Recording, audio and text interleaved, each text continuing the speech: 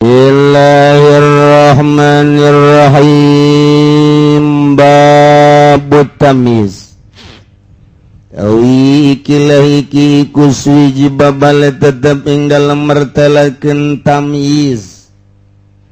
At-tamyizu wal ismul mansubul mufassiru liman bahama minaz zawati. Awi tamiz iku daya tamiz iku isim kang dinasabkeun kang mertelakeun kada barang kang samaryama saking sakeh zat.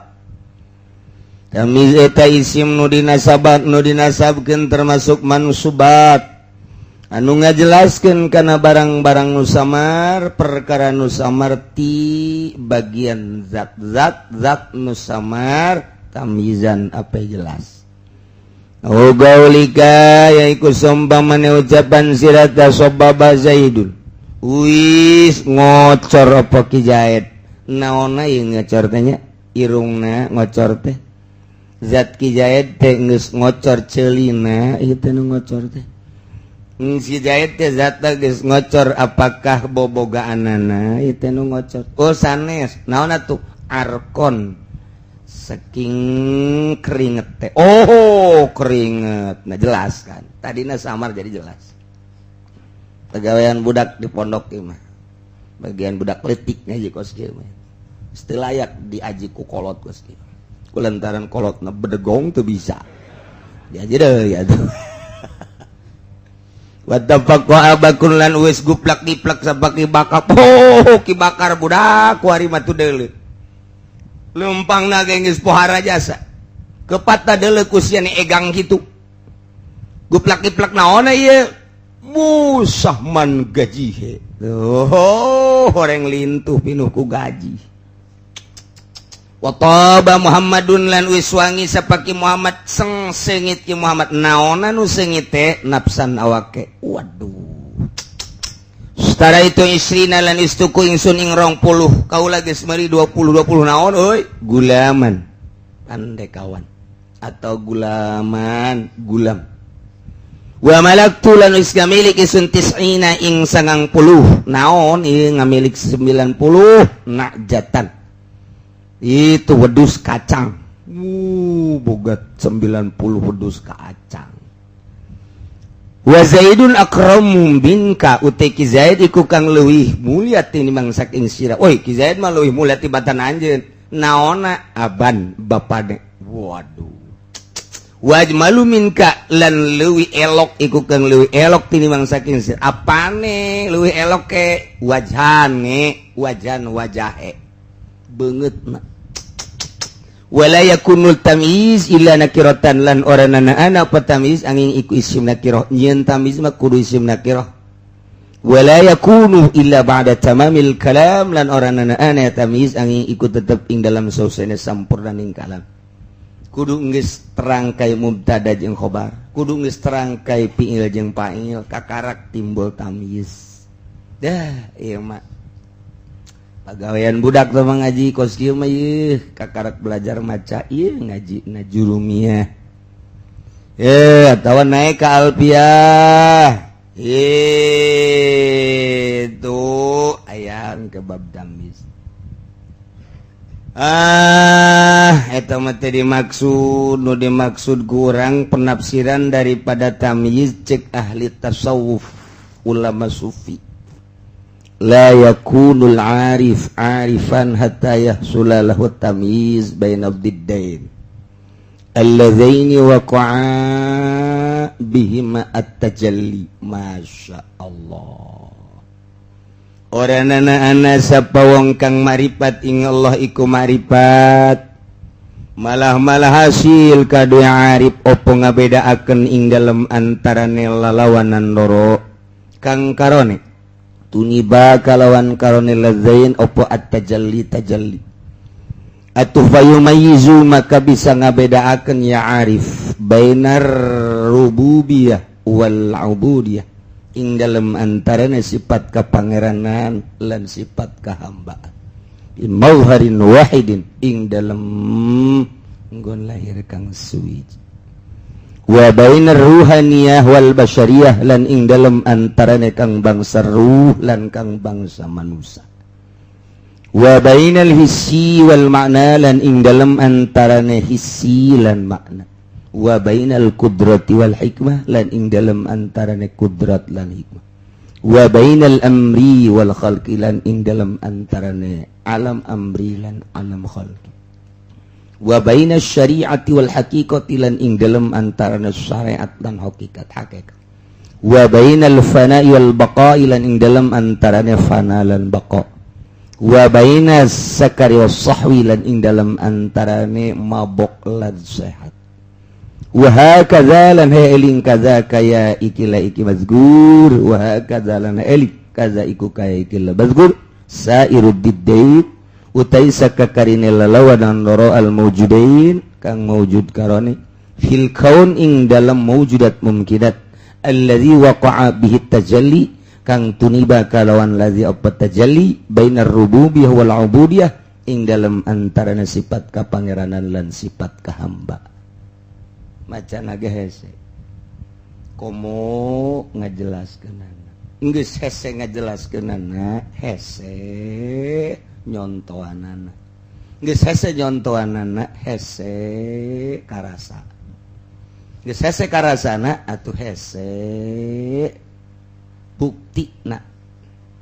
geus ku urang kuari we hese ngabuktikeun wali ieu mah tergantung perasaan masing-masing sebab cek ajengan musannif di dieu at-tamyiz alla yakunul arifan henteu dijadikeun ahli marifat sebagai arif teu aya arif dijadikeun sebagai arif moal jadi arif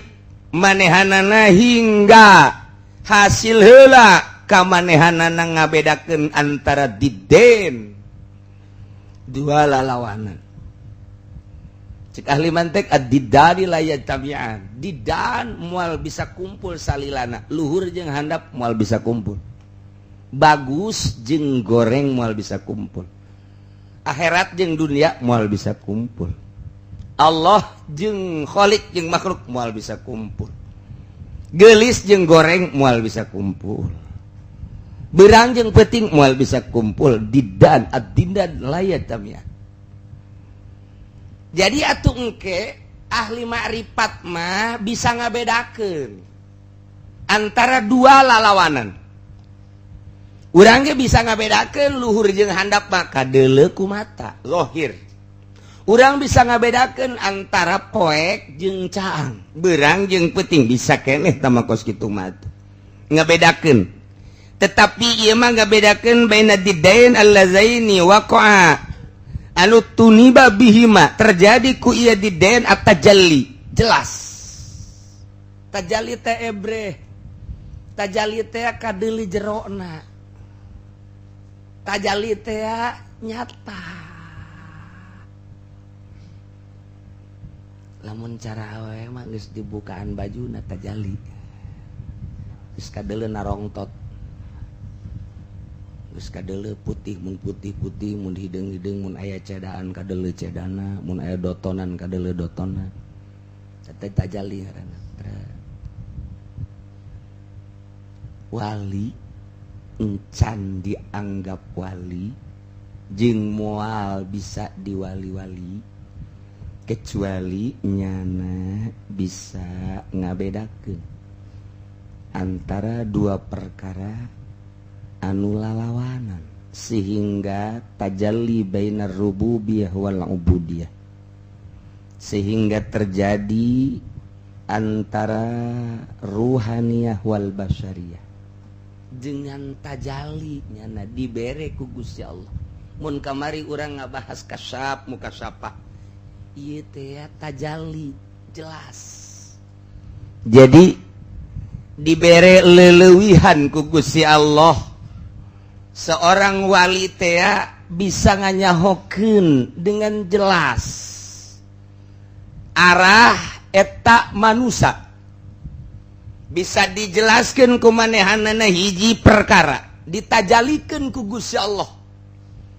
artina ditajalikeun rek kumaha nganyahokeun kana hakikatna masya Allah nu mantak nyara rambung lamun si ieu geus ditajalikeun ku Gusti Allah kapanggih ye jeung hiji jelema nyana wali kan tajalita kanyahoan hakikatna berat wali itu ge kan ka urang teh tajali deui nyaun nyana ditajalikeun ku Gusti wali mantak layaripul wali ilal wali sebab patajali jadi pateropong-teropong coba yang nyaho keur naon coba itu teropong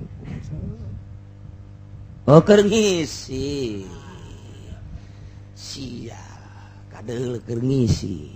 teropong deui ku wah ku batur teh nu itu urang neropong ka ditu jangan neropong ka urang keur ngopi tah mah teropong dukun atuh kos kitu mah teropong dukun subur tah mah tapi yang subur Gusti Allah doa lain gitu teropong kali lain gitu lain pakai teropong pakai mantra kos gitu lain kulantaran manehanana geus tinggalkeun makhluk teu hayang aing ngahiji jeung makhluk riweuh ngahiji jeung makhluk mah tapi makhluk moal bisa pisah jeung urang sebab urang hirup di dunia manusia ngahiji jeung manusia deui atuh pek bae ngan ulah ta'aluk nu mantap ketika urang ningali Habib Lutfi kamari aya jelema nu ziarah ka ditu geus saminggu teu kapanggih aya deui nu 5 poe teu kapanggih Habib Lutfi na aya keluar jalan dapur keluar ka ditu aing teu hayang aing mah kapanggih jeung nyana diomongkeun lo sia sadaekna ngomongkeun aya nu geus 3 poe teu kapanggih atunya namanya geus teu hayangeun kapanggih jeung jelema geus teu hayang aya wali ngonci bae di jero imah jelema di luar bae sapoe 2 poe 3 poe ih sabodo bae tah cenah mun teh hese kaluar ieu menit balik bae atuh sia ieu teh hayang kapanggih jeung sia ieu enggeus cenah mah embung papegatan salah eta kos kitu urang mun nyaritakeun syariat pasti salah tapi lamun urang menelusuri ka alam anu asli pasti urang hayang kos kitu ngan moal kuat ieu mah keur carita ngajauhan makhluk teu hayang aing riweuh jeung makhluk mah sebab makhluk mah mun teu mere menta sedengkeun aing mah dibere hayang dipenta embung ya lurah tah kos kitu mah atau Ki Golkar henteu ieu mah pokona aing bae boga dek disalurkeun aing mah adapun aing mah kitu patulah patali jeung henteu los henteu ka Allah bae urusanna jeung Allah dunia geus teu dianggap punyana anggap bangke dunia jipah bangke ada dunia eta adalah bangke sahabat bareng jeung Kangjeng Nabi lempang begitu ke lempang ningali bangke toel sahabat itu naon bangke saha nu hayang katarajang ka datang ku bangke atuh embung cek Kangjeng Nabi Gusti Allah mencerca dunia leuwih daripada jelema nu boga bangke terhadap bangke ku ijid-ijidna dijieun mah dijieun jang nyoba ka manusia mantap gunung-gunung dipersilahkeun ka Kangjeng Nabi dek jadi emas teu hayangeun Kangjeng Nabi ai urang kuari puasa muasaan bangke henteu jadi geus nilaian di mata Kangjeng Nabi dunia kitu keneh di mata wali memeh jadi wali na otomatis manehanana api-api heula lalagaan heula bari tafakur lalagaan bari tafakur kayak kebal dibere ku Gusti Allah jaheuh horeng dunia mah hina begitu neuleuh kocomberan leuwih keji tibatan kocomberan bakal datang kadinya urang lamun terus tafakur terus bakal jasa ngan anu teu kuat diberena teh mungkin hanya 10 menit encan heula can istiqomah anu dibere teh 5 menit aya nu dibere teh kitu sajam lah ulah hese-hese keur kieu beheuranan ieu urang ayeuna mah keur bobogohan begitu bobogohan jeung hiji awewe teh dibawa batur tah kadeuleuh ku mata urang bawa bebede urang ka bogo urang teh dibonceng bari seserian nangkel deui sial jasa deres mun teu nangkel mah nangkel bari seserian lalagaan teh bari nyana nengo ti tukang kahareupan blon eta nyaho sia nengo kadeuleuh ku urang haram jadah goblok gas datang ka dieu bae aing benci terhadap Sarwiti tidak ada maaf bagimu tata benci teh tak kos kitu tak kasih Sarwiti lantaran geus jauh jana teh ka urang teh api lain gas teh hayang eta keur carita kikituanan teh hayang aing atawa urang ngadahar daging kemudian karasa penyakit darah tinggi urang mulai tinya ke dokter geus ti dokter cek dokter jangan makan daging urang persetan dengan daging sial tak daging ngajadikeun penyakit ka aing detik ieu menit ieu jam ieu moal ngadahar daging aing los cang sia sejuta kali dingeunah-ngeunah daging lantaran ka urang karasana teu ngeunah karasan ka urang naek darah tinggi urang teu hayang aing pepegatan jeung daging kuari ngadahar es tadi nama nikmat barang kabar dia asal ngadahar es leng asal ngadahar es leng periksa dokter wow darah rendah ini bahaya kalau dipaksakan makan es bisa drop ini out nanti lolos jadi DPR mah mantep ini mah lolos umur sia oh guys satu persetan aing dengan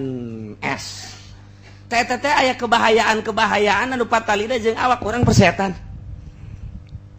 persetan dengan cinta karena urang teh diapilainkeun persetan aing persetan dengan daging lantaran mangpaatna ka aing persetan dengan es dan berbagai setelah urang nyaho dunia ternyata ieu teh nyilakakeun ka urang sakumaha nyahona jelema nu darah tinggi terhadap daging sakumaha nyahona jelema nu darah tinggi kana lauk asin sakumaha jelema nyahona kana es kana darah rendah tidinya nyaho mangpaatna horenganan ieu mah dibere nyana kanyaho ku Gusti Allah hakikatna dunia izin terhadap dunia geus lamun dibere teh mah ku bupati nyana make hitung-hitungan gede apa leutik kitu kan pun gede lumayan sekalian ka neraka letik mapan ka neraka ongko letik kayak gitu mah gede lah gak gubrus geus lah pokoknya ya perhitungan kayak gitu bangsa 1 juta 2 juta teh hayang aing basang geus aya main nilainya 50 ya bisa ditambah tolol tengah ki goblok nyaho ieu teh cilaka embung urang embung melalui naon ieu nyahona cilaka melalui doktrin ahli sufi sanggeusna urang zikir kemudian tafakur kemudian muraqabah dibere ku Allah mata hate urang caang jeung makhluk ulang pepegatan sanyadan zahirna mah biasa jeung makhluk ngobrol bersama samobil rejeng biasa dahar segala rupa teu kanyahoan tama urusan batin padahal nyana geus teu ta'alluq kana urusan kitu jeung Allah be sebab tingkahna manusia dalam rangka suluk beda-beda aya nu di gunung aya nu di leuweung aya nu di imah nyeun pondok pesantren aya nu berpolitik aya nu berekonomi aya anu macem-macem ku Allah dibere bisa bae aya deuk kusuma usul bae kurang kumaha sugihna Sidang Bakar Sidik da ketika dititah perang teh ngabodalan perang 1000 onta ya Allah hiji onta 10 juta kali 1000 bae heulanan begitu Hudzaifah bebeja ka Kangjeng Rasul abdi ge 1000 cek Sidina Abu Bakar embung eleh abdi 2000 ya Rasulullah Masya Allah berarti kan lain jelema leutik dina dunia sugih tapi kok menjadi khulafaur rasyidin waliun min auliyaillah haram ka nerakana ge jadi kumaha tuh harta tinggal harta nyana geus leupas tina ta'alluq terhadap harta ku hari mulai teh jeung makhluk ieu mah simpulna bae cepetna bae lamun spesifikna angel jeung deui engke lamun dibejakeun nu sabenerna beusi ente haju teresep kana dunia entena mah bisa pamajikan nu di imah udah ceraikan saja saya enggak saya mah teh hayang nyana di imah bae zikir bae kulhu bae emang anak seubeuh ku kulhu gede hulu kan kos gitu badak malah kaelanan tenang bae imah keur carita bae heula ku ari nafsu kapan Kangjeng Nabi geus ngajelaskeun begitu perang balik perang cek Kangjeng Nabi ieu mah perang asghar iya Rasulullah perang asghar ai perang akbar melawan nafsu Allah karim kumaha carana ta'alam syifa'an nafsi qahra aduwiha yakinkan ku anjeun sifaan nafsi ngaluruskeun nafsu nyageurkeun nafsu kohro aduwiha ieu paksa musuhna kumaha caritana urang ayeuna dahar aya opor aya semur aya tempe pikiran urang hayang ka semur hayang ka opor embung ka tempe mah paksa nafsu urang nafsu jeung tempe bae perang aing jeung sia pait cak nafsu jeung tempe mah pait teu jadi daging kaje henteu itu bae opor ulah perang urang jeung hawa nafsu coba hayang nyaho paksa jeung tempe koreng kabeukina tempe sial tetep lain perang tuh bongkos gitu emangnya nama tileletik beukina tempe atau lain perang tau bongkos gitu ieu mah bener-bener perang mulai geus batur mah geus seserian segala naon ngeunah dahar jeung opor jeung urang teh jeung tempe bae menang urang tah perang jeung nafsu menang ngaranna sekali, 2 kali, 3 kali menang urang tinggal cak hawa nafsu sia kunaon ngelehkeun aing tolol dah nginum tas dahar teh nya panas mun nginum di esan mantep jasa ulah cak urang teh cai satelit bae langsung totor di satelit langsung bau besi tak bau besi geus pokona eta bae geus pokona ayo eta bae paksa ku urang masyaallah ieu teh pahit perang jeung nafsu teh kos kitu perang jeung nafsu nah kuari kembali ke perwatakan mata diwatekeun ku Gusti Allah nikmat lamun neuleuh nu indah-indah cili diwatekeun ku Gusti Allah ngadenge hayang nu merdu-merdu irung diwatekeun ku Gusti Allah ngambe nu seungit-seungit sungut diwatekeun ku Gusti Allah letah teh ngadahar nu lazat-lazat leungeun diwatekeun ku Gusti Allah ngeunaheun lamun nyekel nu hipu-hipu dangdeur maksudna jeung sajabana tah eta perwatakan kuari perang jeung watek eta adat garana supaya urang amrun supaya jadi khariqun lil adat ieu perang jeung nu kitu geus urang kuari mah lamun ditawaran kawin Cikolote aya 2 pilihan jang sia itu sarwiti urang Cikupa tanu ieu Sumenem urang Brebes barang di deuleu sarwiti mah jangkung leutik bulu matana bentik irungna mancung masyaallah karim lenggik sakumaha biola masyaallah ja aslina mah pan urang Parehyangan orang Bandung si sarwiti teh aduh asalna mah ngaranna mah Dewi ieu barang ka Cikupa ganti jadi sarwiti endog sapotong ieu gadona ge ya Allah pipina ngadaun seureuh ya karim Masya Allah ieu cangkeng na ngabiola bitis na ngabuah jantung waduh ya Allah ya Rabbi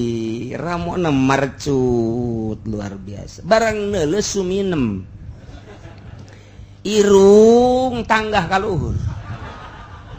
ya Allah ya Rabbi gadondog hijian iya naon karangaranna bitis nangka lain jantung wah nyahideu cak nafsu resepan ka sarwiti lantaran urang mah menuju akhirat bebeja ka abah bah kula mah suminem bae emang kurang gitu abdi mah ka akhirat mun itu engke terlalu sayang abdi ka dia itu kitu sih moal disayangi endek disayangi ngan maksudna ninggalkeunana abdi teu khawatir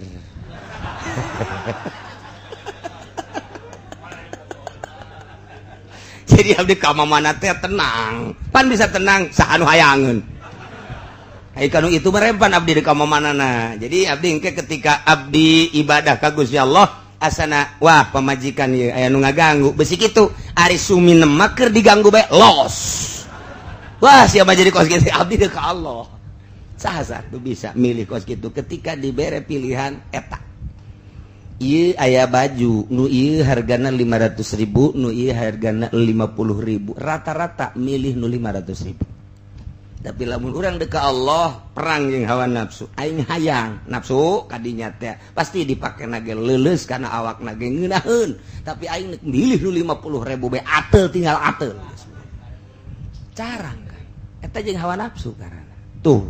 perang jeung hawa nafsu nu mantak disebut akbar kunaon lantaran wates sadang kapae ai perang di medan laga mah sabulan 2 bulan 1 tahun 2 tahun selesai hirup atau pae tapi perang yang hawa nafsu datang kapae ketika umur urang aya 80 tahun kuari ka karak 30 tahun panang ya perang yang hawa nafsu nah iya nafsu ku urang geus diperangan eta ka karak cara-cara neuletik aya deui ke cara-cara anu leuwih dahsyat deui kuari mah keur kitu bae ngabayang-bayang ku urang teh wawatekan mata wawatekan ceuli wawatekan irung wawatekan awak urang ieu kurang diperangan sehingga urang terjadilah khariqun lil adat nu biasana peuting sare urang teu henteu aing mah teu sare aing mah eta nu teu peuting sare mah tuh biasa tah mah wawatekan manusia kos kitu ieu mah henteu pake nonton bola bae geus khariqun lil adat tah ge ngan ngahiji jeung jurig kuari mah teu peuting teu paling teh subuh cenah ulah sok sare mah teh subuh masalah ketika orang dekat Allah mah kunci ku urang lawang trek teu hayang cenah beus eta tamu-tamu gua geus pegatan jeung jelema aing mah ngedek bebekalan doang mah teh subuh ge bebekalan doang ieu mah jang penting deui geus tamu ge geus saseun pamajikan geus puyengeun euy kaji itu tamu geus santepeun bae daek tungguan daek balik lain kitu kayaknya orang jauh lah aing mah ngundang teu naon henteu lain kitu nyara boga keperluan aing mah geus teu peduli keperluannya na kaju kok jadi kos kieu geus urusan bae Gusti bila perlu sia ge ka ditu bopan jadi ka haji je kos kieu bareng ngaji di Ciloma kula loba omong sia endek jadi wali